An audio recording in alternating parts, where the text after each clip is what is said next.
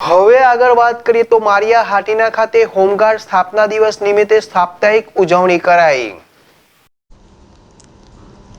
6 December હોમગાર્ડની સ્થાપના દિન પર્વ નિમિત્તે હોમગાર્ડ યુનિટના સભ્યો તથા માળિયા હાટીના હોમગાર્ડના ઓફિસર કમાન્ડર કનકસિંહ સિસોદિયાની ઉપસ્થિતિમાં સાપ્તાહિક ઉજવણી નિમિત્તે હોમગાર્ડ જવાનો રોજ અલગ અલગ દિવસે વહેલી સવારે પરેડ, વૃક્ષારોપણ કરી મુક્તિધામ ખાતે સ્વચ્છતા અભિયાન સહિતના કાર્યક્રમો કરવામાં આવ્યા હતા।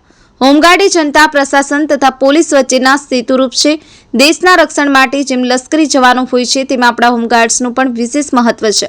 ભૂતપૂર્વ રાષ્ટ્રપતિ ડોક્ટર ઝાકિર હુસેને હોમગાર્ડ્સ દળની સ્થાપના કરી હતી અને પૂર્વ પ્રધાનમંત્રી સ્વ મોરારજી દેસાઈએ હોમગાર્ડમાં પ્રાણ પૂર્યા હતા।